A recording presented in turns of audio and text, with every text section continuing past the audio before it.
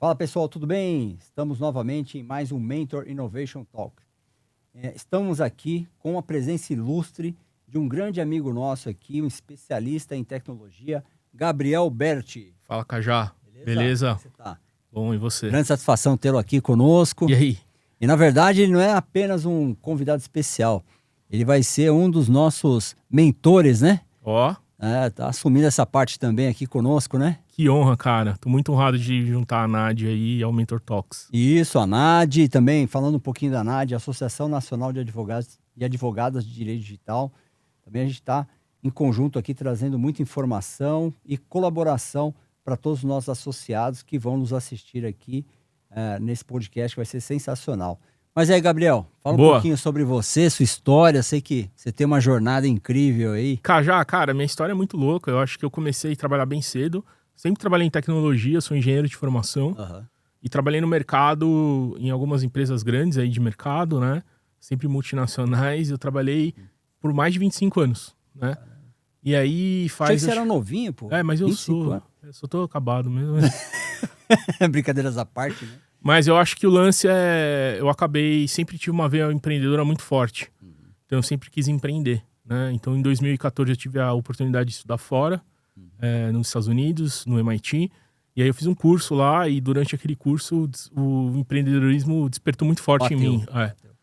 Então eu fiquei bastante tempo no mercado. Aí há algum tempo, acho que o ano passado, eu resolvi sair e buscar desenvolver minha empresa e tudo mais e realizar esse sonho, né? E aí teve uma coisa que é muito gozada, porque eu sou engenheiro de formação, mas eu acho que se eu pudesse escolher de novo, talvez eu teria ido para a área do direito, porque eu acho muito legal. Legal. E aí eu sempre fiquei com a cabeça assim, putz, eu conheço muito de tecnologia, trabalhei em bastante projetos e tal, para clientes, e eu vejo que a área de direito ali, a área de legal em geral, ela tem bastante espaço pra gente aplicar a tecnologia, né? Para melhorar os processos, para ganhar eficiência. E aí eu decidi abrir a Contera, né? Então, dentro de uma venture capital de Singapura, eu comecei com a Contera. E aí a gente tá na empreitada aí para entender o mercado, para ajudar a trazer respostas tecnológicas para problemas do cotidiano, principalmente no mundo advocatício. Sim. E quais foram as empresas que você passou aí, que você trouxe um pouquinho de know-how? Legal. Cara, tive a oportunidade, assim, de começar a minha carreira mesmo como estagiário na Siemens, né? E trabalhei bastante tempo lá, acho que a maior parte da minha vida. Depois eu acabei tendo a oportunidade para o Mercado Livre e depois eu passei na Amazon. Né? Sempre áreas de tecnologia voltada para o negócio. Então foi bem legal, foi uma experiência bem legal. Eu brinco, né? Eu comecei como técnico mesmo, puxava cabo. Né? Aí fui subindo na camada ali de aplicação e tal. E aí eu terminei não, né? Minha última posição no mercado foi como Senior Program Manager, gerenciando times de tecnologia e de suporte ao usuário. E aí você veio para essa veia agora do empreendedorismo com a Contera, né? É isso aí, cara. Estamos começando, né? Eu acho que é um ponto importante, mas eu acho que a Contera tem um bom motivo de existir. A gente começou alguns aprendizados no caminho, né? Acho que a primeira ideia que a gente teve foi resolver o problema de timesheet. Porque eu falava com muitos advogados e falava de coisas maravilhosas, de tecnologia e tal.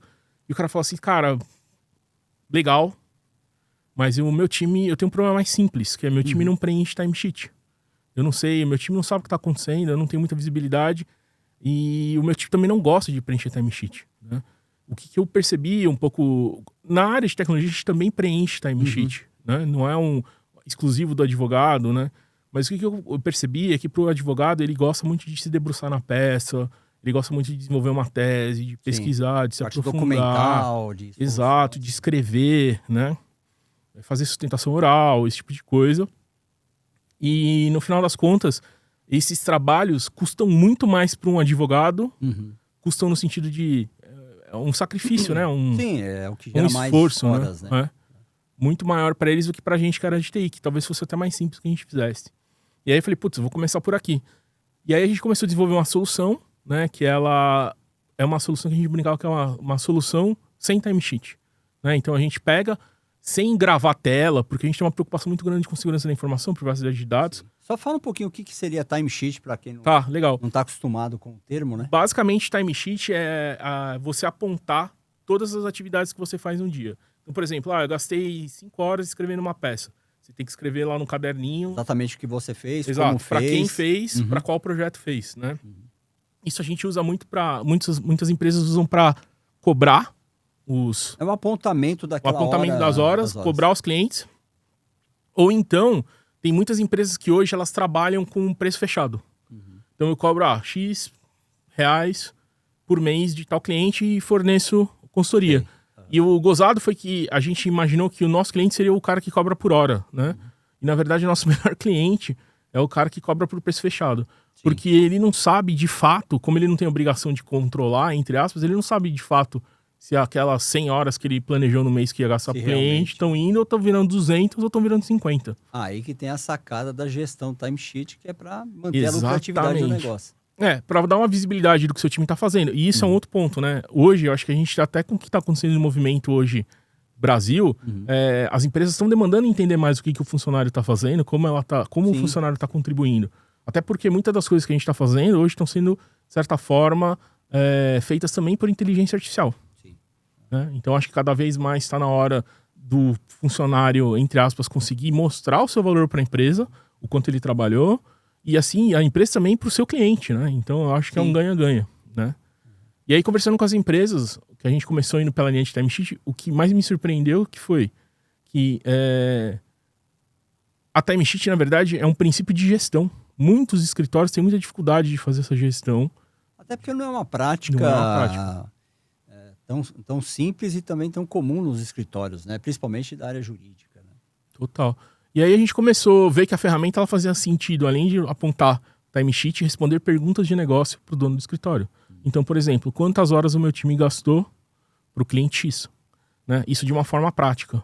E aí a gente começou a entender que a ferramenta, além de preencher timesheet para o funcionário, dar as horas com mais precisão, a gente pode até entrar na parte tecnológica, mas o que eu acho que é mais legal é que a gente começou a responder, através da ferramenta, perguntas de negócio para o dono do escritório. Aí que entra a inteligência artificial.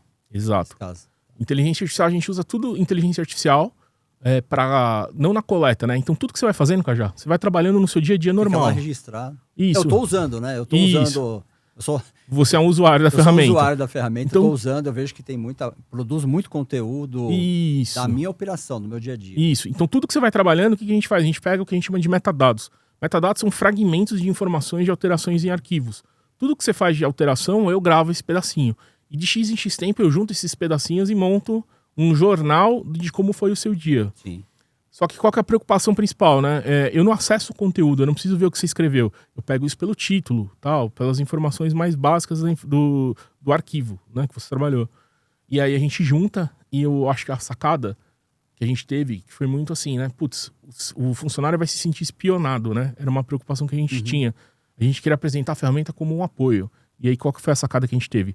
A gente apresenta para o funcionário no final do dia, ou durante o dia, o que ele está fazendo e pede para ele revisar e aprovar, né? Que legal. Então, assim, ele também tem o direito, entre aspas, e o dever de corrigir se o nosso sistema pegou alguma informação errada. A grande dificuldade do funcionário é anotar o que ele fez. A gente já meio que anota para ele, só fala, foi isso. Você já deixa meio que pronto para ele passar. Exato. Na verdade, já está pronto, ele só precisa revisar. Que, na verdade, isso é para nós que também somos da área de tecnologia, né? Eu posso falar nós porque eu sou, além de advogado, também sou da área de tecnologia. Legal. Então, assim, na área de tecnologia isso é muito comum, né? Principalmente na área de programação, de serviço, segurança da informação, contexto, infraestrutura, software. Então, todos esses planejamentos e projetos, nós e a equipe já produzimos, né, esse conteúdo até para prestar contas de um serviço de consultoria, de uma assessoria específica na área de tecnologia. Mas tudo isso que você está passando, ele é uma demanda também de outras áreas, não só a área jurídica, que é o que nós estamos falando hoje, mas também acho que de todas as empresas, né? O que a gente viu, e existe um movimento muito forte que é o de professional services, que chamam, globalmente chama-se de professional services. Sim. Que são pessoas que vendem horas intelectuais, que eu gosto de dizer, né? Então um advogado, um consultor, uma agência de publicidade, propaganda, um arquiteto. Sim. Né? Que são pessoas. E aí eu estava conversando até com o meu time hoje. É muito interessante porque a visão do mundo é que o trabalho está mudando, né? Então, cada vez mais você vai prestar algum serviço para alguém e talvez cada vez menos o mundo esteja conectado a uma empresa, né? Os colaboradores estejam conectados a empresas. Não estou dizendo que não vai mais existir empresa, mas eu acho que a dinâmica do mercado hoje vai permitir. hoje, se eu quiser e conseguir, né, entre aspas, eu posso trabalhar para uma empresa no Japão, Sim. né, prestando algum serviço, né, e, sei lá, Finlândia, Noruega, não sei. Mas hoje o mundo, ele te permite ter essa dinâmica de fazer serviços e de contribuir. Uhum. E aí, a Contera, eu estava até falando com o time hoje que a Contera vem muito nesse mote, né, de, cara, você conseguir ter visibilidade de quanto tempo você está dedicando, o seu time está dedicando para determinada atividade, quais atividades, onde você está gastando mais tempo, onde você está gastando menos tempo. E isso é fundamental, né? Ah, Na verdade, é o que nós estávamos falando hoje no almoço, né? Os 2 pontos que são mais importantes para as empresas, que a autogestão sempre leva em consideração, é gestão de risco e rentabilidade. Total. Quando nós falamos em timesheets, de atividades gerenciáveis, né? É muito importante porque você consegue ter todo esse controle financeiro, operacional e legal também, né? E sabe o que é, Cajá? Acho que além disso tudo, o que tem sido muito importante para mim, eu trabalhei, nas últimas posições que eu trabalhei, eu tive bastante interação com programas e produtos de inteligência artificial que adotavam. Sim. E uma das maiores complexidades de você saber aonde aplicar a inteligência artificial é saber em qual processo realmente te dói. Então, a ferramenta, ela ajuda bastante também as pessoas entenderem melhor como funciona o ecossistema do seu escritório. Eu vou te dar não é um dado aqui físico, né? Não é um dado firme, mas é um dado meio que empírico. A gente percebeu que basicamente 30 a 40% do tempo, os times hoje passam respondendo e-mail. Sim. E ninguém contabiliza esse tempo. Porque todo mundo hoje está trabalhando com base numa ferramenta de e-mail, né? Isso. Então, assim, as pessoas não contabilizam tempo de resposta de e-mail, elas não contabilizam tempo de reunião, e isso tudo... Nem conteúdo, né? Nem conteúdo, nem conteúdo. Às vezes, alguma interação de 10 mensagens, se der para aproveitar 2, é muito. Exato. São coisas repetitivas e... Então, assim, a gente começa a ter uma visão muito melhor onde as pessoas gastam o tempo delas. E a gente começa a entender muito melhor também, com um mapeamento de atividades e tudo mais, aonde a pessoa de fato aporta valor e aonde de fato a gente tem espaço para automatizar. Porque a gente fala, a gente tava até vendo, né? Saiu um estudo de que o advogado, ele é uma das profissões que ela está menos vulnerável a ser trocado por inteligência artificial. Uhum. Porque o fator humano conta muito na relação do advogado. Sim. Por enquanto, sim. Mas o ponto é que o advogado, hoje, se ele não se atualizar para saber aproveitar ou tirar o máximo dessas ferramentas de inteligência artificial, ele vai ficar um cara um pouco, talvez ali, a curto, médio prazo, ele vai acabar não conseguindo entregar o nível de produtividade ou o nível de qualidade do trabalho que se espera dele. Sim. Então, acho que um dos pontos que que a ferramenta tem ajudado bastante também é a gente fazer esse mapeamento de processo. Né? Então, sendo bem curto, eu acho que a ferramenta, além de tudo, cara, meu time gasta tempo aqui, e aí você começa a fazer duplo clique, né, que a gente chama, que é abrir o processo e falar, cara, onde dá para automatizar, onde não dá, que tipo de serviço é esse? É um serviço mais analítico ou é um serviço mais manual? E aí também a ferramenta ajuda a ter esse tipo de respostas. Legal. Bom, até eu queria manifestar um espanto da minha parte, principalmente com relação à inovação e tecnologia, utilizando o Contera. Na verdade, quando eu conversei um pouquinho aqui com o Gabriel, nós tivemos diversos insights, né, do quanto que nós poderíamos criar até soluções para os nossos clientes, né, e parceiros. Claro. E o que é interessante é como, a partir de uma metodologia, de um mapeamento de processo, você consegue automatizar e ganhar tempo com muitas coisas, principalmente eu, que trabalho com governança, risco e compliance para empresas. Então, nós temos um processo de implementação do programa de governança e compliance para N coisas, principalmente LGPD, que é o que a gente sempre conversa aqui. E eu percebo o quanto, na verdade, você consegue poupar o seu tempo de análise. Né? Então, acho que isso que é muito importante para que você crie documentos, crie procedimentos e realmente meio que fiscalize, né, se realmente os usuários estão na linha de uma adequação legal. Um exemplo, né, por exemplo, nesse caso aqui da LGPD, da Lei Geral de Proteção de Dados, que é o que a gente também mais fala ultimamente. É o que eu falo até para o Gabriel. Poxa, tem uma janela de oportunidade muito grande para o mercado, justamente porque o advogado, hoje ele precisa se adaptar a essas novas tecnologias. Eu me espanto, às vezes, com tudo que a inteligência artificial me entrega, né? De solução e de produto acabado. Eu falo, nossa, mas eu consigo perceber aonde que ela está errando porque eu tenho um conhecimento técnico. Exatamente. Isso não vai me fazer uma pessoa menos estudiosa ou mais estudiosa. Na verdade, eu preciso ter esse conhecimento técnico-jurídico exatamente para discernir se realmente a inteligência artificial me entregou alguma coisa palpável, seja reaproveitável, até mesmo que eu possa usar quase que 100% aquilo para um contrato, um documento, uma política, um código de conduta, seja do que for, um relatório. Então, assim, diante de tudo isso, o que eu percebo é que realmente nós precisamos utilizar da melhor maneira possível as tecnologias. Então, eu vejo que com a sua solução, o Contera, conectado às minhas soluções, né, que a gente vai também interagindo e mapeando processos, nós temos muita informação. Tá, o que eu faço com todas essas informações? E aí entra a inteligência artificial. Exato. Né? Então, é isso que eu queria também que você falasse um pouquinho, né? O que eu tenho visto, assim, sabe, Cajá? Eu tenho lido bastante estudos e conversado com muitos advogados. Eu tive, acho que faz uns 2-3 meses, num evento de uma das grandes organizações aqui de startups. Infelizmente eu não consegui, senão eu teria te visto lá, né? Exato. Não consegui. Então, assim, eu acabei vendo, e uma das discussões que me chamou muita atenção é que, e lendo alguns estudos também, mas lá ao vivo, né? Porque todo mundo quer adotar inteligência artificial. Sim. Tem aquela ânsia, né? Todo mundo na... Até porque acaba se tornando um diferencial da sua empresa, do seu escritório, né? Claro. Mas assim, as pessoas ainda, de certa forma, elas têm uma preocupação com as respostas, que é isso que você está falando, a qualidade das respostas da inteligência artificial. E aí eu acho que tem alguns diagnósticos aqui pra gente fazer, pra gente entrar um pouquinho aqui, aí eu vou te dar minha opinião e que são alguns dados, tá? Tá. Então tá bom. Cara, a primeira coisa que a gente nota é que o mercado, saiu um estudo recente que 42% do mercado acredita, né, de legal, que a inteligência... Desculpa, 41% do mercado acredita que a inteligência artificial vai mudar drasticamente a forma como são feitas as coisas. Sim. E 35% acreditam que vai impactar muito, né? Só que, ao mesmo tempo, a maior preocupação do mercado é com a qualidade da entrega da informação.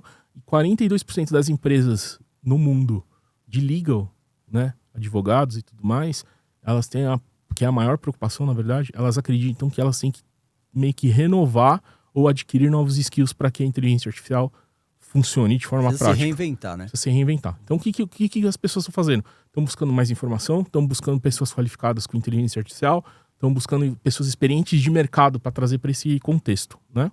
Então, isso é fato. O que eu vejo? Conversando com as pessoas, todo mundo quer usar, mas ninguém sabe direito como ainda, ou como fazer alguma coisa legal. E uma das maiores reclamações é o que chama-se de alucinação. O que é alucinação? Acho que você já deve ter passado por isso. Você bota um contrato lá, fala assim, olha, revise esse contrato em comparação com esse. E aí ele te escreve um terceiro contrato falando de circo, né? Se você me ajudar, piorou, né? Piorou. Acontece. Exato. E aí, o que acontece? Tem algumas coisas que são bem particulares do Brasil. Então, por exemplo, o sistema legal do Brasil, ele é feito de... Você pode até me explicar melhor, mas ele tem muitas matizes de mudança, muda bastante as coisas. Interpretações, muito, né? Jurisdição. A palavra mais utilizada é depende. Depende, exato.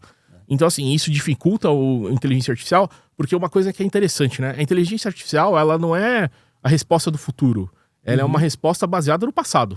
Sim, exato. Né? Então, assim, o que a inteligência artificial é? Ela pega todo o conhecimento que existe no mundo até aquele momento, né? Tudo que ela consegue consumir, tudo de uma forma geral, né? Mas, assim, bastante coisa para dar uma resposta baseada no passado, uma resposta para o futuro. Sim. Né? E aí começam a acontecer essas maluquices, esse tipo de uma alucinação. E isso é um problema para o meio jurídico, porque o nível de responsabilidade que vocês têm não permite que vocês façam isso. Sim. Então, assim, existem mecanismos para que você diminua esse impacto de viés de alucinação e tudo mais. Existem vários mecanismos tecnológicos. Diminua bastante, mas não que você mate, né? Sim. E aí, ao mesmo tempo, vem um outro aspecto muito interessante, que no final das contas, talvez o advogado, ele pare de fazer o que ele mais gosta de fazer, que é se debruçar numa peça, olhar um documento, né? Mas ele tem que se especializar mais em uma coisa que é mais nobre, que é ele revisar a resposta da inteligência artificial com aquilo que você fez. Exato. E aí, um dos mecanismos para melhorar esse processo é aquilo que a gente estava falando de agentes de inteligência artificial, que é isso que você quer fazer. Você tem uma síntese do que você tem que fazer e você cria agentes de inteligência artificial especializados para determinado finalidade. Né? Hoje, as inteligências artificiais mais utilizadas, por exemplo, o ChatGPT, né? Sim. E o Copilot, que eu acho que são os mais comuns, mais utilizados, eles são generalistas. Então você tem que criar modelos. E tem que tomar cuidado com as bases de pesquisa deles. Total. Total. Que é diferente de quando você cria um agente, né? De IA. Exatamente. Que aí ele é fechado Ele é no fechado. ambiente. E treinado. Então, o processo de você implantar a inteligência artificial é o começo. O ganho do processo está em você treinar o seu modelo, né? Então você pega Existem N modelos de mercado. A própria Gemini, você pode criar um modelo próprio, né? Pegar o Gemini como base. Tô dando um exemplo. Eu tô criando aqui. E você vai treinando o modelo, né? Para fazer alguma coisa mais precisa. Então, assim, a inteligência artificial, ela tem esse viés de que ela é uma inteligência do passado. Na verdade, ela não é do futuro. E quanto melhor você qualificar as informações do passado, melhor ela vai fazer as coisas do futuro. Tudo é uma calibragem, né? Exatamente. Que você precisa... Parece que é uma criança que você está ensinando constantemente, né? Ela vai errar e cabe a você... Eu falo isso porque eu peguei o meu diretório lá.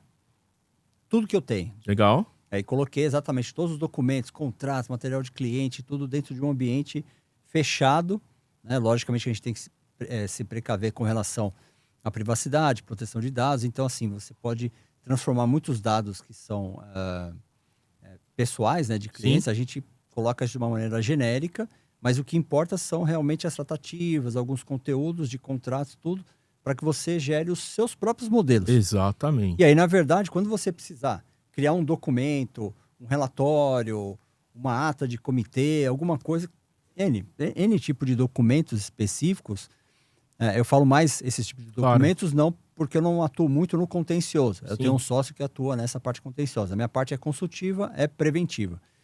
E aí, exatamente tudo isso, quando eu preciso criar um contrato ou um relatório específico de uma agência reguladora, justamente eu peço, com base nesses documentos já utilizados, eu preciso que você monte isso, isso e isso. Aí ele vai lá e...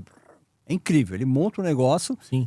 Num primeiro momento, parece que está perfeito. Só que se você começar de uma forma minuciosa, você vai ver que aquele trecho, como foi eu que criei, os modelos, aí o que ele faz? Poxa, eu sei que ele pegou daquele contrato. Aí eu vou lá naquele contrato, naquele documento, vejo aquela origem e falo, não, mas o contexto disso era uma outra situação. Aí eu peço para ele alterar com essa redação.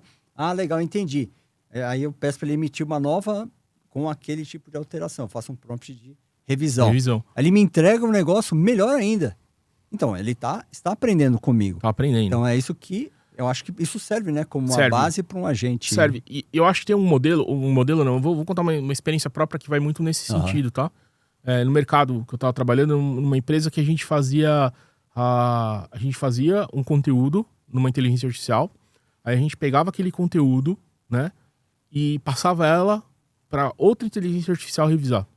Para ela também apontar, porque aí a gente calibrava os dois modelos, né? Porque aí chegava o que passou aqui e passou aqui, a gente trazia para uma pessoa, um humano, revisar, né? Entendi. Esses dados para ver se faziam sentido, né? Porque é importante também a gente ter duas perspectivas a respeito. E são bem diferentes, né? Se você for pegar as IAs generativas, elas são bem diferentes. E elas produzem resultados diferentes. Mas no final das contas, o resultado é diferente, mas ele tem que ser mais ou menos o mesmo. Ah, sim, Eles são diferentes na argumentação, na forma. Algumas questões, na forma, mas no geral eles estão falando realmente daquilo, até porque conteúdo. A base é a nuvem, né? Na verdade, como dizia uma grande filósofa, né? O que é essa nuvem, né? Não posso nem falar o nome, né? Mas todo mundo já sabe. Brincadeiras à parte, mas a inteligência artificial ela é uma questão assim, muito instigante, né? Principalmente para o mundo jurídico. Total. E assim, até uma pergunta aqui, Cajá. Como você vê os aspectos referentes a LGPD, processamento de dados locais, armazenamentos? Como é que você vê esse tipo de movimento com segurança, esse tipo de preocupação dentro desse contexto? No geral, o Brasil? Isso, dentro do Brasil. Assim, Eu vejo, por um lado, que muitas empresas estão se dedicando para isso, mas, infelizmente, não é a maioria. É um percentual pequeno. Infelizmente, todo mundo fala que se preocupa com privacidade e proteção de dados. Até comentei em alguns grupos na data de hoje, mas justamente porque a nossa Autoridade Nacional de Proteção de Dados, ela mudou exatamente agora para uma agência nacional de proteção de dados. Então, hoje ela tem uma independência, Sim. principalmente institucional e de regulamentação. Então, a gente acredita que vai ter muito mais poder, muito mais verba, né, para fiscalizações. Então, infelizmente, o mercado ele só se mexe, né, e adere a algumas coisas a partir do momento que recebe algumas multas, intimações. Por incrível que pareça, eu sempre estou respondendo ali alguns processos administrativos fiscalizatórios, né, de alguns clientes, mas a gente percebe que assim, muitos conseguem passar por processo de fiscalização porque fazem realmente uma adequação. Sim. Mas assim, você precisa estar sempre muito bem alinhado, porque sempre tem alguma coisa, não estão 100%. Claro. Aí o pessoal fala, poxa, eu sou DPO, né? Eu sou encarregado de dados de algumas empresas.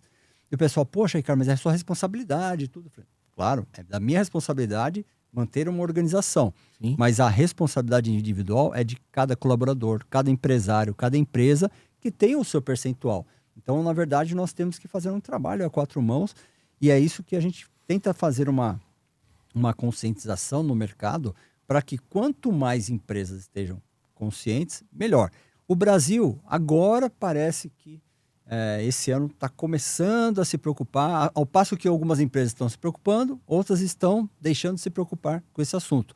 Mas uma orientação é que é uma legislação, né, vigente. Então, se ela está em vigência, eu acho que a gente precisa tomar alguns cuidados, principalmente com as adequações de LGPD. O Brasil tem muita capacidade de se adequar a toda e qualquer normativa. Uhum. Basta querer, basta se dedicar. Então, as pessoas precisam ter treinamento. Mas assim, cara, deixa eu te fazer uma pergunta muito sincera. Claro. Um pequeno empresário, né? Ele tá ali na dificuldade, né? Já é difícil vender produto, o produto serviço, né? ou o serviço que ele vende, né? Como seria uma forma fácil e rápida para ele ter um mínimo, mesmo que ele não esteja 100% o que a gente chama de compliant, né? Adequado à legislação, mas quais seriam os pontos mais críticos para fechar algum tipo de buraco, de brecha, de forma... Porque também eu acho que tem um pouco disso, né? Muita gente fala que eu tenho aqui super compliant e tal, mas... Tem minha política no site, eu tenho isso... Mas na prática é muito mais pro forma do que na prática, né? Então assim, como é que a gente conseguiria fazer, o que dá para fazer? Quais são os 3 conselhos básicos que você daria para o microempresário, para ele até se resguardar como um negócio referente a LGPD? Legal. Bom, a própria ANPD já emitiu uma resolução que realmente facilita um pouco a vida do da pequena empresa. Mas, assim, você não precisa ter necessariamente um DPO nomeado, mas você tem que ter realmente um direcionamento interno, né, focado para a privacidade e proteção de dados. Uma dica básica que a gente tem, que nós damos para os nossos clientes, até orientação para amigos, colegas e empresas que nos procuram, é exatamente você pensar numa privacidade e proteção de dados, dos seus dados pessoais. Você como uma pequena empresa, eu como uma pequena empresa, como você gostaria que fosse mantida a sua privacidade, a proteção dos seus dados pessoais? A gente tem que partir para o nosso... mudar o nosso mindset e internalizar. Então, assim, o que não pode acontecer comigo não pode acontecer com os meus clientes. Então, assim, é aquela preocupação dos e-mails, alguns assuntos que você não deve conversar em grupos de WhatsApp. Então, são pequenas ações que nós temos que nos preocupar. Eu tenho só 5 funcionários, Ricardo. Tudo bem. Eu acho que um bom ponto que você falou agora, eu tô pensando, né? Você colocaria num grupo de WhatsApp o quanto você ganha? Não. Então, mas tem gente que bota o faturamento de um contrato, sim, né? O quanto a gente cobra, que também são dados, né? Mas como não são nossos dados, né? Eu acho que você fez uma boa analogia, sabe? Sim, é só se colocar no lugar né? Pensar a empresa como uma pessoa, né? O WhatsApp é uma ferramenta que todo mundo usa e, Claro, é e assim, inevitável, né? é inevitável. Então, assim, nós precisamos ter algumas boas práticas de utilização, troca de documentos. Muitos documentos que têm dados pessoais, nós sugerimos que não sejam tratados via WhatsApp, e sim enviados por e-mail, porque o e-mail tem aquela questão da criptografia, da segurança, e mesmo assim ainda acaba acontecendo, né? Bom ponto, Você cara. sabe. Eu troquei uma informação que não deveria no WhatsApp. O que eu devo fazer? Então ela já foi, né? Já foi. Então, Dá pra fazer alguma coisa? não, depois que foi, assim, tudo bem, eu quero excluir o documento, mas você não sabe se a pessoa baixou. É como se você fizesse alguma postagem que você quer cancelar. Entendi. Então a melhor forma é a prevenção. Exatamente. Então, assim, independente se a sua empresa é pequena, média ou grande, vamos falar da minha empresa. É mais fácil eu falar dos meus exemplos. Legal. Cara, eu me considero uma pequena empresa. Ótimo. Tá? Só que, assim, se você for avaliar os meus clientes, eu trabalho com B2B. Sim. Empresas, a Cogni, né? Ela é uma empresa que tem fintechs, bancos, corretoras, empresas de saúde. Legal. Então, assim, não posso falar o nome, mas são Claro. grandes empresas. Se eu te falar quantos CPFs eu tenho na minha base de dados, cara, é muita coisa. E o nosso sistema de segurança é totalmente... são 3 plataformas de segurança de informação, então a gente investe muita grana com relação à segurança da informação. Então eu sou uma pequena empresa, meus NDAs, né, os meus termos de confidencialidade, conduta e risco do negócio, multas contratuais, poxa, são mais de milhões, cara. Legal. Então, assim, poxa, uma empresa pequena que não tem um faturamento, mas se tiver uma bucha, sofre milhões. Então, assim, poxa, eu poderia me enquadrar pela NPD de uma empresa que não precisa ter um DPO e não necessariamente me preocupar com todas aquelas documentações. Talvez. Isso não é uma justificativa. Claro. Então, assim, por isso que eu falo, o pequeno empresário, o pequeno empreendedor, ele precisa fazer aquele privacy by design, né? Então, privacidade desde a concepção, que é o que você faz na Contera, Total. que é o que eu faço na Cogni. Então, assim, até na concepção de um novo produto, até dando em primeira mão, né? Eu e o Gabriel aqui, logo vamos lançar um produto em conjunto, né? Isso Espero aí. que seja um sucesso. Então, a gente está desenhando desde o começo, fazendo muita coisa, criando muitas ideias. Então, mas a privacidade, ela vem desde a concepção. Legal. Então, isso é muito importante que o empreendedor já tenha... É o primeiro ponto. Legal. Segundo, por exemplo, cara, conversa com um profissional que é da área de privacidade e proteção de dados, de compliance, seja do que for, e pegue algumas orientações, porque o que eu preciso? Eu preciso ter uma política? Legal. Eu tenho colegas que são de empresa até pequena, e até... Tem uma grande empresa que eu vi a política desde no site, depois eu vi lá, aí tinha um termo que é especificamente da GDPR. Ou seja, ele pegou o modelo global de fora e jogou para o Brasil. Só que, meu amigo, uma política brasileira tem que ser LGPD, não GDPR. Então, assim, as pessoas não se preocupam nem copiar uma política de forma adequada. De forma adequada. Então, assim, é uma empresa grande. Sim. E aí você fala assim, será que ele realmente faz uma adequação da LGPD na empresa? Sim. Então, assim, são diversas coisas que, se eu, que estou de fora, como consultor, eu penso como se fosse um agente fiscalizador. O cara fala, pô, Ricardo, você pega pesado. Eu falei, meu amigo, eu tenho que pegar pesado, porque se vier a ANPD, né, a fiscalizadora, cara, é uma bucha, é multa, são sanções que você vai ter na sua base de dados. Então, assim, a sua credibilidade. Então, nós precisamos ter essa importância, ter esse foco de melhoria constante, principalmente não só na mudança do próprio empresário, mas que isso reflita nos colaboradores. Legal. Então tem muita coisa para se fazer, a gente só precisa querer. Essa aqui Cajá, eu vou ser muito honesto, assim, eu falo um pouco pelo meu lado, assim, eu sou uma pessoa que vim de tecnologia desde sempre. Sim. Então eu me preocupo até de ter a minha facial na entrada do meu prédio, sabe? Então, assim, eu me preocupo, mas eu acho que esse não é um tema que a população está... O perigo ou o custo, né, de você deixar um dado seu vulnerável. Sim. Né? Eu tenho a sensação, às vezes, de que a população não tem isso tão próximo, né? Mas eu acho que para a pessoa hoje, importa mais se ela deixar a carteira dela cair no chão e ela perder, do que se ela vazar todos os dados dela, né?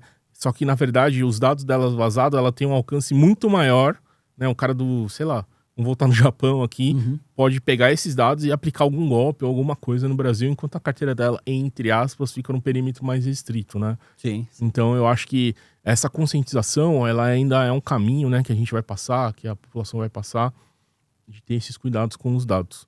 Mas aí uma pergunta, Cajá. Tô invertendo aqui um pouco o papel, né? Sim, lógico, não, vamos. Mas levando que é um bate-papo mesmo, né? Não é nem uma entrevista, na verdade é um bate-papo entre amigos aqui. Né? Mas eu acho que é o lance de uma preocupação que eu tenho assim, cara, como é que você vê que a gente poderia aplicar inteligência artificial, tecnologia? Talvez a resposta não seja inteligência artificial, né? Mas como a gente poderia aplicar algumas coisas do seu conhecimento, do conhecimento de segurança, na vida prática de empresários, de pequenas, médias e grandes empresas aí pelo Brasil? Você vê alguma ponte tecnológica possível de ser criada?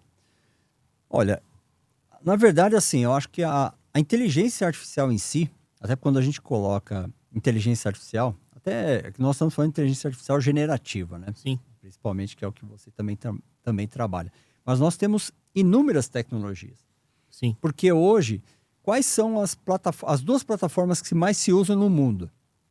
Se eu fosse chutar? Não, é a coisa mais simples do mundo. Não sei, então. Não? Não. As duas maiores. O e-mail e o Excel. É verdade. Cara, as duas plataformas que todas as empresas são mais usadas no mundo é o Excel e o e-mail. É verdade. Eu conheço empresa, cara, tem um faturamento absurdo. E 90% dos processos estão no e-mail e no... E agora no vem Excel. no Excel. E agora vem o WhatsApp. É verdade. Que é o inferno. Na verdade, né, assim, desculpa o termo, né? Mas, cara, é um inferno na vida do consultor, porque tá tudo lá. Onde tá tudo lá? Tá tudo no WhatsApp, em grupos. Então, nós temos, assim, gerencialmente, nós temos o quê? O Excel. Aí depois nós vamos para uma interação entre funcionários. E-mail. Interação com funcionários é o contact center, né? Que é o centro de contatos. Agora é o quê? Agora é o WhatsApp. Então, ferrou. Então, assim, se você for pensar, como que você mantém essa segurança? A maioria é gratuito. Sim. Então, assim, você tem que ter realmente um investimento nas pessoas.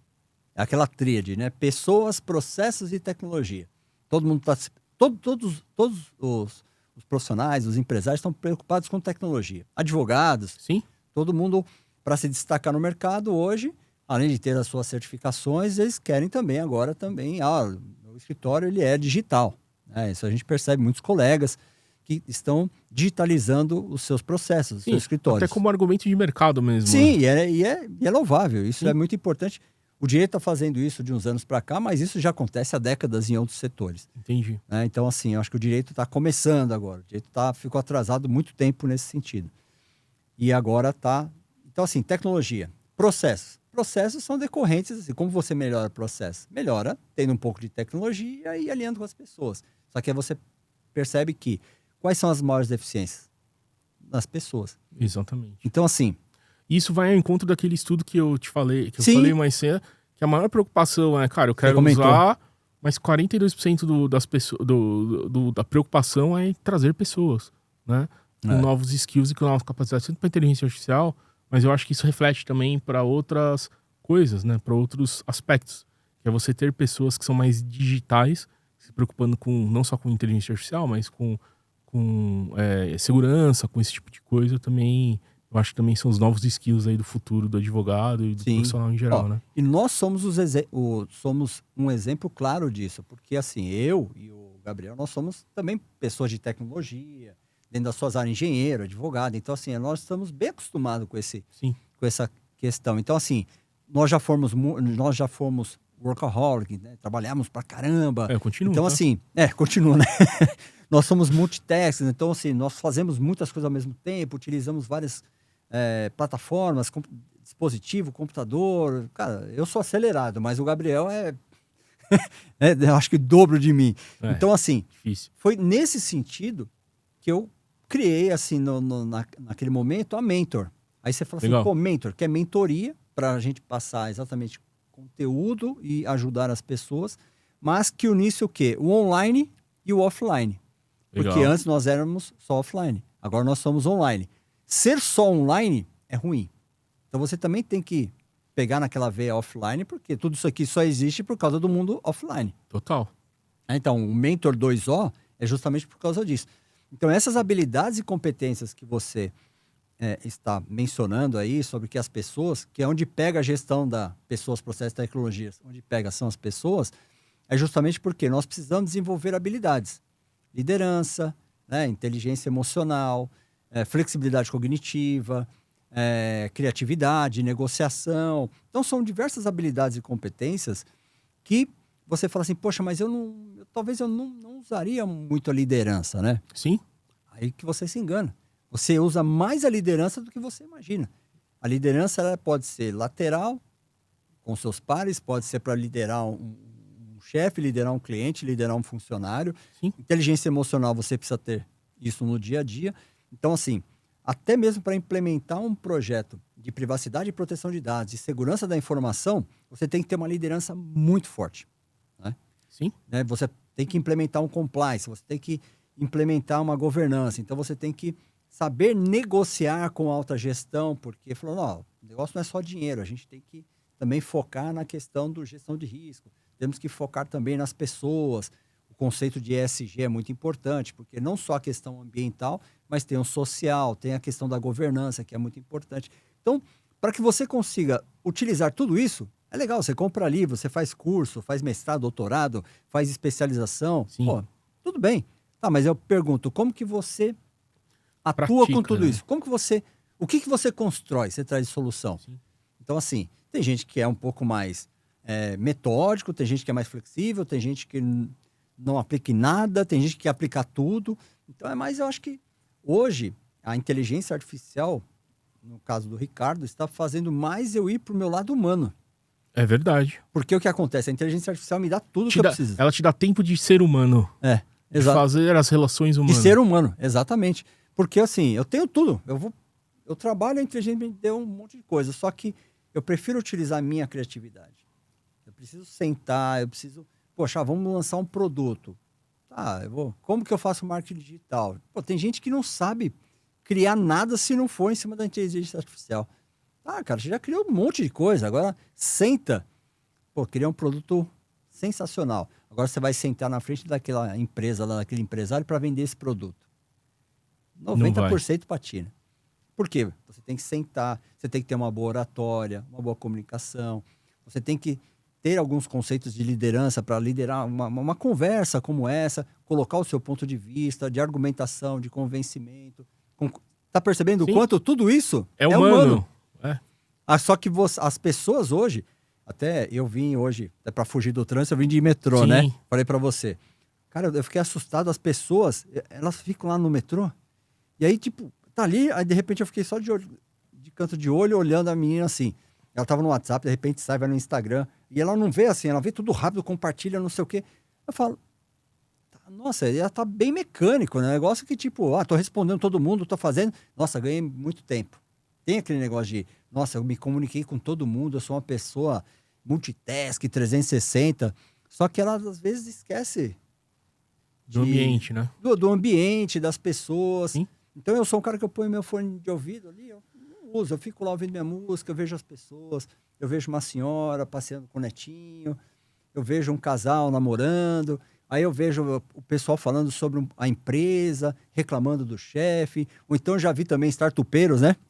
Você vê aquela empolgação do rapaz falando, cara, vou criar um produto e não sei o quê. Então você começa a ver a sociedade de uma outra forma, que esse que é o grande diferencial. Né? Eu acho que é isso que te faz ser um profissional melhor, para a gente atuar com isso. Por exemplo, gerar profissionais como o Gabriel, que, por exemplo, pega a tecnologia e fala assim, cara, minha cabeça está com tanta coisa que eu posso te entregar tanta solução. Aí eu falo, respira, senta e vamos ver o que é mais... Isso é difícil hoje em dia. Na grande mídia saiu, acho que mais recentemente, um grande banco aí do Brasil, né? Estava monitorando, de certa forma, a produtividade dos funcionários através de clique, de interação no computador, né? E aí eu vi que também o sindicato também reclamou desse tipo de coisa. Eu tenho eu tenho um viés ali que eu sinceramente, para mim não é muito claro, sabe? Até onde dá para ir, né? Monitorando um funcionário. Banco, né? É um grande banco. Então, aí tem a questão exatamente por quê. O sistema financeiro, um banco, ele tem uma regulação própria. Sim. Né? Então, ela tem as agências, tem o próprio Banco Central, que tem uma regulamentação específica. Nós precisamos ver porque um banco, ele tem um monitoramento, ele tem um critério específico. Uma o questão próprio, de compliance mais específica. Um compliance bem específico. Certo. Né? Então, assim, eu sei porque eu tenho alguns clientes desse segmento financeiro que muitas coisas partem desde a parte de ouvidoria, denúncia, na questão trabalhista, na questão do próprio LGPD. Então, assim, são critérios um pouco mais complexos que requerem algumas ações. Se está certo ou está errado, a questão de cliques, pode... vamos falar, tem uma ferramenta que é o WFM, que é o Workforce Management, que exatamente monitora basicamente essas ações de uma central de atendimento, Sim. de algum departamento específico. Por um lado, ele é positivo, por outro é negativo. Então, assim, talvez no segmento financeiro, o pessoal, o próprio sindicato, pode sentir que as pessoas os funcionários estejam sendo coagidos, sempre exigindo uma produtividade maior do que eles possam entregar. Então, assim, uma coação, uma questão, um assédio moral, em algum sentido, estritamente da função. Então, a gente tem que entender exatamente qual que é o contexto dessa reclamação. Mas, assim, de bate-pronto, não é proibido você monitorar o funcionário. Não. Então, a questão é, quando você monitora para prevenção de fraudes, que isso eu conheço casos que tem câmeras, as pessoas trabalhando e a câmera focada no computador. Por quê? O nível de fraude, mas tudo tem uma justificativa, tem uma comunicação para quem é selitista, para o sindicato, para o Ministério do Trabalho. Então, assim, tem todo um arcabouço que precisa ser seguido, porque tem um compliance específico. Claro. Então, assim, agora você pega uma indústria. Certo. Uma indústria de papel, uma indústria alimentícia. Não é a mesma criticidade. Não lida com tantos dados privados de clientes, né? Eu sei porque eu trabalhei no mundo alimentício muitos anos. Legal. Em grandes empresas. E não tem uma complexidade, uma gestão de risco, de segurança da informação.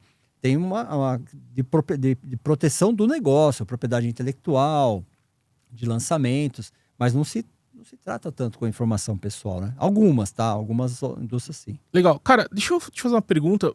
Para mim é claro, mas eu queria entender mais os aspectos de o que faz um DPO.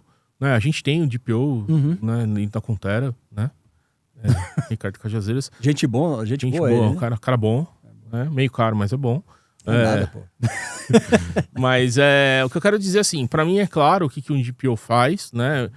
Mas eu olho muito pelo viés tecnológico, né? Eu acho que assim, a gente sempre tá um passo atrás do hacker, né? Do cara mal intencionado. Por melhor que a gente faça, a gente sempre tá um passo atrás. E uma das coisas que a gente tem entre nós, aqui no nosso acordo, né? Como DPO, é a questão de você ser escalado em casos da privacidade de algum dado dos nossos clientes vazarem. Sim. Né? Como é que a responsabilidade e tal, e a gente tem as medidas que a gente está adotando, implementando, né, de controle ali. Queria entender um pouco do seu ponto de vista, como é que é o papel do DPO na prática, né? Como é que vocês fazem, quais são suas principais preocupações, enfim. Entender um pouquinho mais do seu dia a dia, sabe? Sim. Bom, até para público em geral que conheça, DPO é Data Protection Officer, né? Ou seja, essa nomenclatura é muito usada lá fora, nos Estados Unidos e Europa. Aqui no Brasil, esse cargo ele tem a nomenclatura de encarregado de proteção de dados pessoais. Legal. Então, eu sou encarregado de dados pessoais, nomeado por muitas empresas, né? Então, assim...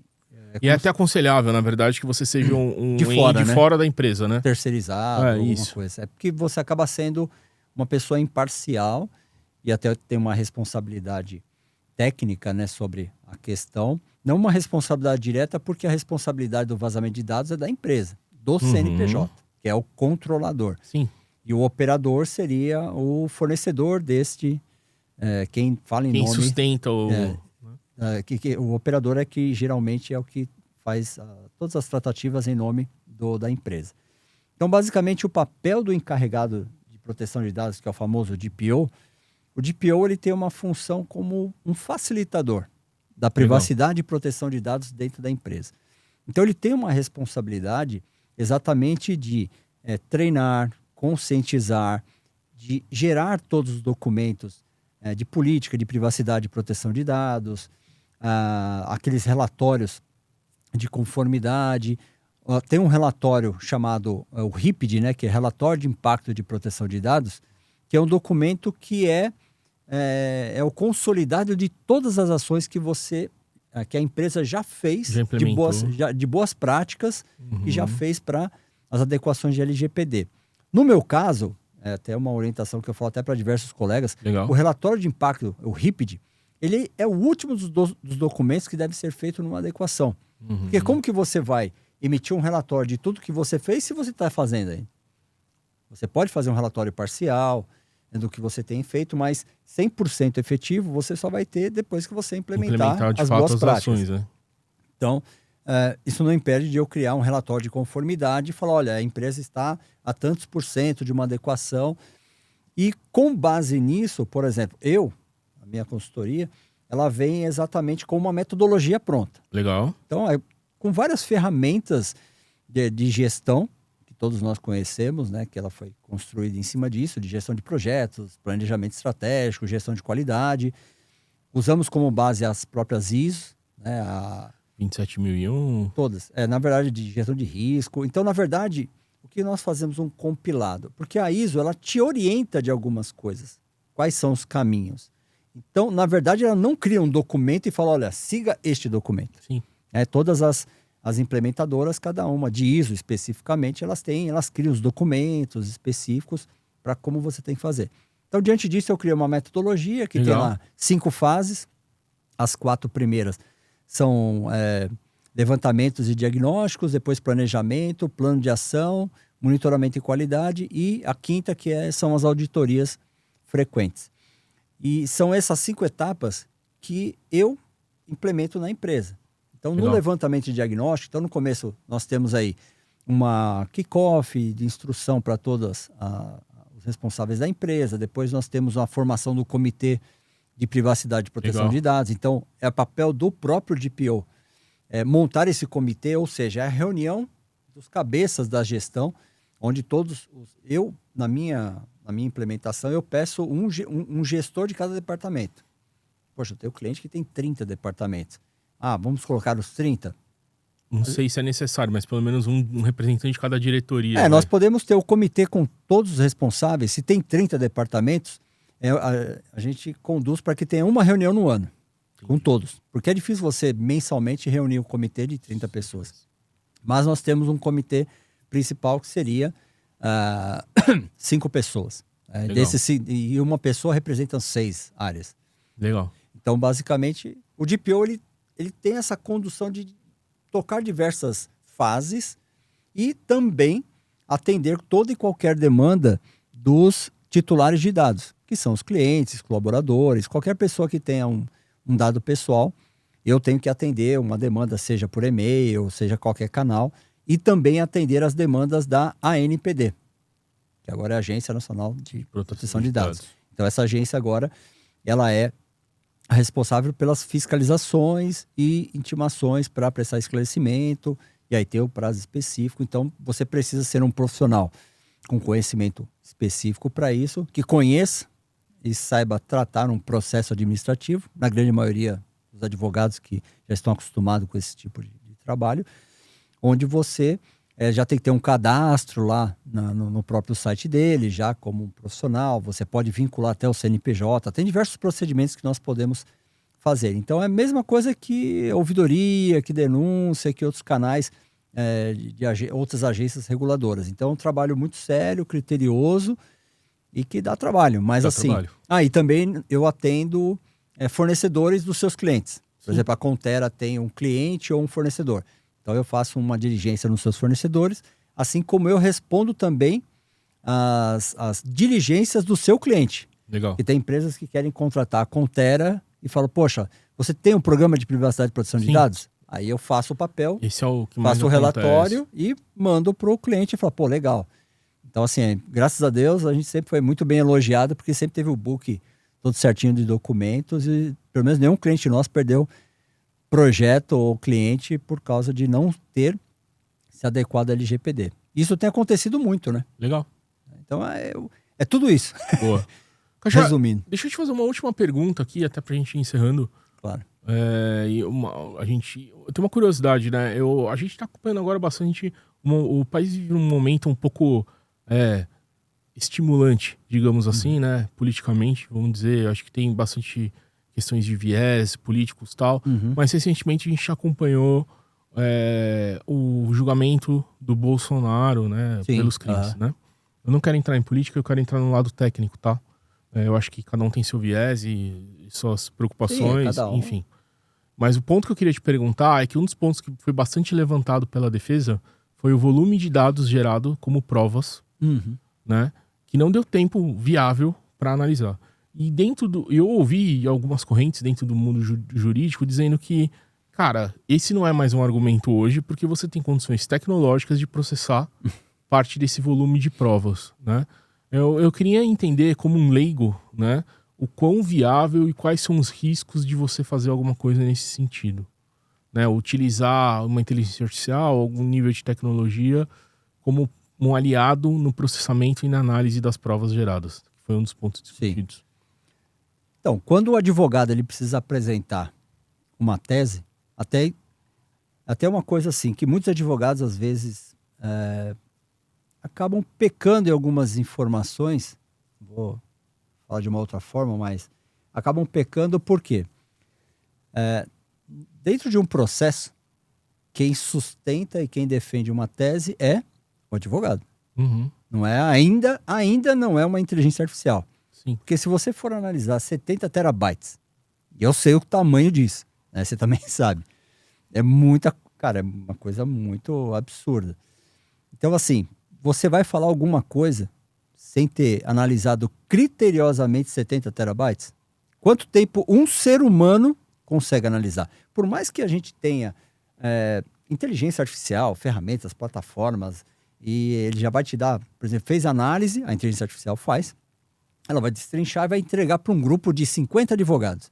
São pessoas, e aí vai vindo um funil e vão trazendo teses, e aí depois, só que mesmo assim, é muito.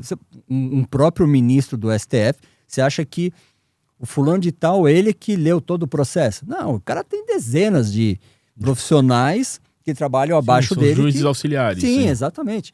Então, assim, essa questão de isso não se usa mais, é besteira. Na minha visão, eu nem sou um especialista, um exímio advogado que atue junto ao STF, mas não precisa ser muito inteligente para saber que o advogado ele está lá defendendo o que ele teoricamente compreende, e é humanamente impossível, num curto prazo, você analisar 70 terabytes. Então, assim, sejam documentos, sejam vídeos, sejam áudios. Então, assim, é muita informação para um curto prazo, né, para que sejam analisados. Nós temos diversas ferramentas que fazem. Tá, você vai confiar? Então, a gente sabe que, na verdade, a inteligência artificial, ela vai, mesmo transformando isso em dados, ela pode transformar tudo isso em conteúdo, speech to text, né, que usa a voz, transforma em texto, e aí depois você faz uma análise preditiva e te dá os insights. Tudo isso que é o Legal Analytics, né, que poderia fazer. Mas o que a gente já falou lá no outro capítulo, no outro episódio, é exatamente será que tudo que está sendo gerado, o advogado está tendo esse tato de analisar? Então é isso. Então, assim, você não precisa, é só pensar um pouquinho. Inovação, tecnologia, compliance e gestão. A gente vê que é realmente humanamente impossível. E, por exemplo, eu só vou falar dentro de uma audiência de coisas que eu conheço. Claro. Porque numa audiência não tem aquele negócio de blá, blá, blá. De acho, né? De acho. Principalmente num caso de grande repercussão como esse. independente de qual presidente que foi, Sim. ou de qual caso, até porque nós já tivemos outros casos Exato. parecidos, né? Então, assim, eu acho que tem muita coisa que ainda a inteligência artificial não consegue, e o próprio processo judicial, ele precisa ter essas adaptações. O Conselho Nacional de Justiça tem aquele Justiça 4.0, que a Justiça 4.0 é um projeto já extremamente conectado, de desenvolvimento, ainda tem muita independência entre os tribunais, tem que ter uma conectividade muito maior. Então, eu acho que, num caso desse, essa argumentação que já vem lá do STF, você vai recorrer a quem, né? Sim. Vai esperar recorrer à plenária. Mas e sem, não vamos falar em juridiquês aqui, né? Mas Claro. a questão é essa. Eu acho que a inteligência artificial, ela é muito boa, principalmente no que a gente trata no dia a dia, só que precisa ter um discernimento muito grande do que ela entrega para nós hoje.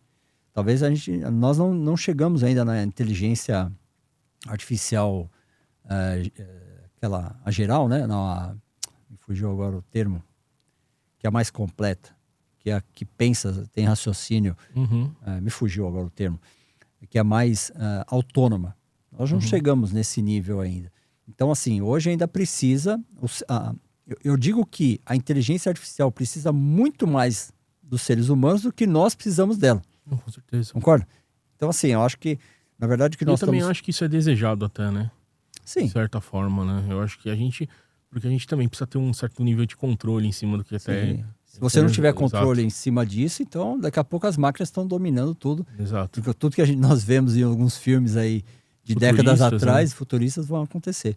Mas eu acho que é isso. Na verdade, acho que a mensagem final que a gente pode deixar é que os profissionais, principalmente advogados, que a gente falou bastante, precisam olhar para as questões humanas. Sim. Olhar para saber até que ponto eu, como um ser humano, estou conseguindo discernir entre uma tecnologia que é boa ou ruim. Sim. Muita gente acha...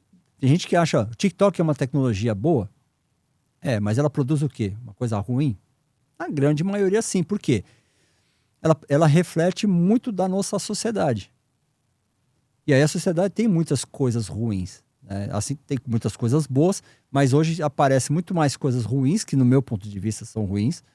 Claro. Né? Mas tem muita coisa boa. Então você pega um LinkedIn. O LinkedIn é totalmente diferente do TikTok. Total. Então, assim, só que o LinkedIn parece que todo mundo ali é uma vitrine. Todo mundo é bem sucedido, todo mundo... Ninguém vai ficar falando que...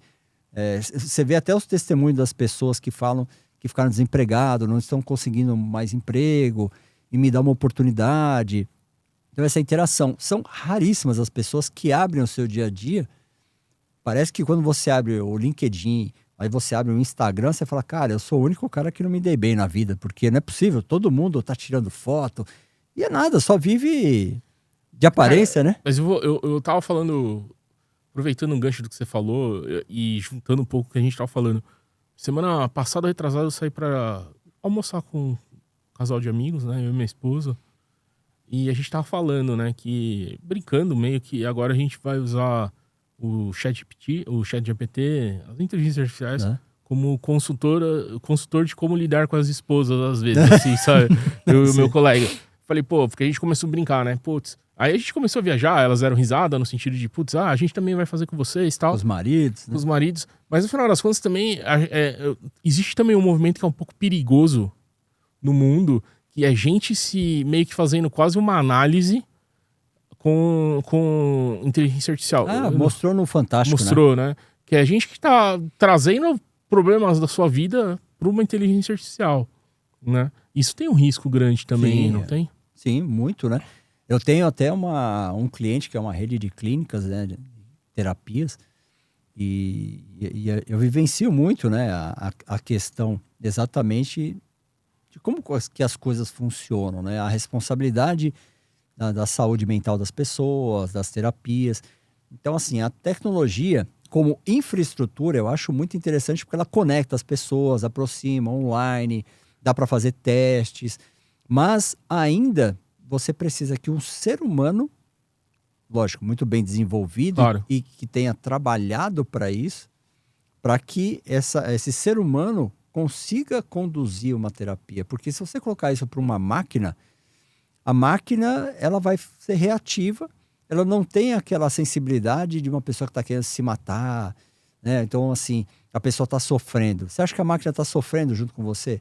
Eu sei por quê. Eu faço, nas mentorias, eu não faço terapia, né? Mas, assim, não presto terapia, não exerço terapia para as pessoas. Mas, numa mentoria, você sente aquela frustração do profissional, do empresário, aquela deficiência de habilidades que ele não tem, ou então ele tem muita coisa que ele está focando em outras coisas. Poxa, então assim, você também sente aquela dor daquela pessoa. Sim. E você quer ajudar com as suas experiências, com as suas ferramentas, com os seus direcionamentos. Né?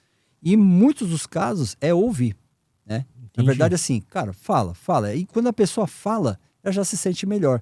Esse momento de fragilidade, porque quando a pessoa fala, ela abaixa a guarda, então meio que ela se entrega para, tipo, poxa, você tá me orientando, acredito muito em você. Onde você baixa a guarda e você tá naquele nível de sensibilidade, será que a máquina vai interpretar? Então, assim, o que ela falar de uma forma errônea ou num viés específico, ela pode trazer isso de uma forma muito fria. Até porque máquina é fria, né? Não Sim. tem o sentimento. Se começar a chorar, nossa, você está chorando, mas por quê? Não, pensa, aí te manda uma mensagem motivacional. Pense que não sei o quê, você tem que ser resiliente. Cara, às vezes você não tem que ficar falando essa besteira. Claro. A pessoa tá lá desabafando, deixa ela chorar, não sei o quê. Respirou? Aí se você falar, respira, calma. Eu também já passei por isso. Aí você vai falar, uma máquina passou por isso? Não passou. É a mesma coisa, a gente estava no almoço falando sobre empreendedorismo, falando, poxa, o que eu passei e tal. Eu só posso te dar um conselho se eu passei por isso. Claro. Então, poxa, olha, eu passei por isso, foi legal, pô, quebrei uma vez, ganhei dinheiro aqui, perdi aqui.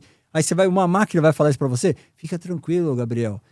Eu já passei por esse momento. Fala, pô, tô falando com uma IA. Total. IA, o que você quebrou de empresa? Ou ela montou uma empresa? Então, assim, acho que as terapias, elas podem seguir também nessa analogia, nessa analogia, justamente porque as pessoas estão lá muito carentes e querendo ouvir o que vai deixar elas satisfeitas. É verdade. É um prazer curto, né? Então, é uma recompensa, né? É um prazer, na verdade, é um prazer curto que, por exemplo, você é linda, você é poderosa, aí você tá querendo ouvir aquilo, mas não necessariamente você precisa falar isso. Por exemplo, se você tá num problema financeiro, de empresa, um exemplo, eu vou falar, não, cara, Gabriel, você consegue, vai, você consegue conquistar, você pode, você é resiliente, você tem isso, não sei o quê. Tá, cara, mas isso não vai te ajudar em nada. Mas isso foi até no lançamento agora do ChatGPT 5 agora, da última versão, eles falaram que o ChatGPT é menos puxa-saco agora, né? Sim, porque ele era muito, no modelo anterior... O 4 era o 3 e 4... Nossa, eu falava com ele, eu me senti super-homem. Mas é interessante. Você manda uma foto, ele fala, não, olha só os seus traços, o seu cabelo é lindo. Eu falei, não, tá me tirando, né? Eu tenho um pouco ainda de bom senso, né? Não, uma vez eu perguntei, falei assim, qual que uma pessoa solteira como eu, qual o meu potencial no mercado? Qual o tipo de pessoas que se adaptam a mim? Eu tava com uma brincadeira, uma brincadeira. Você é assim, a sua altura, tal, o nível de pessoas é esse. Cara, mas... Cara, sai na balada então, né, pô? Então, assim, são coisas que no 5 já não faz mais isso. Eles diminuíram, né? Eles alertam, falam, olha, eu não sou uma pessoa, até questões jurídicas, né, que eles já alertam, falam, olha, eu não posso te gerar isso porque eu não sou um advogado. Então, assim, já tem uma certa restrição que eu acho que está mais inteligente. Mas, assim, tem muita gente se prejudicando com isso. Mas cara, o que vem aí da Mentor aí? A Mentor, então, nós estamos vindo aí com alguns treinamentos, né? Até vou fazer um convite, acho que semana que vem para você também, né? Para fazer um curso aí conosco aí de inteligência artificial para a prática jurídica, né? Trazer aqui para vocês. Aproveitar, né? Já que nós temos um amigo aqui tão inteligente, aproveitar. Mas a Mentor, ela tá vindo aí com mentorias individuais, em grupo e alguns lançamentos de curso. Então vai sair logo Liderança 5.0, né? Legal. Que já é um curso e gestão inovadora. Tem o curso de oratória e comunicação persuasiva. Agora vamos ver se a gente lança aí o de inteligência artificial na prática jurídica e depois uma mais geral. E tem também um outro curso aí de gestão de crises. Legal. com a Cristiane, também uma grande amiga nossa. E tem muita coisa boa aí, principalmente para o final do ano, aí para a gente apresentar. E espero que vocês estejam sempre com a gente aí. Claro, cara. Eu tô com vocês aí. Não, eu acho que o papo para mim foi super bom, né? Super interessante, porque é sempre legal ter um viés de um cara que tá no mercado, super conectado. Sim, digo mesmo. Ele tá no meio ali, né? Você é um cara que tá... Todo o mercado ali, grande parte do mercado passa por você. É sempre legal escutar a sua opinião e suas percepções. Tanto porque você tem uma visão muito legal profissional, uma experiência pessoal muito grande e um conhecimento muito grande de como é que o sistema de tecnologia funciona, né? Então, sim. Acho que foi super legal, cara. Eu acho que é uma grande troca, né?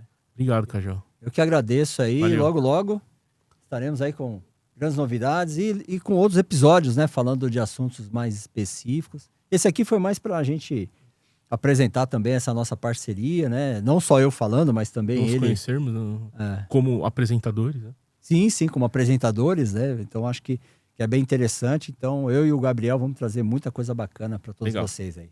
Legal? Valeu. Valeu, obrigado.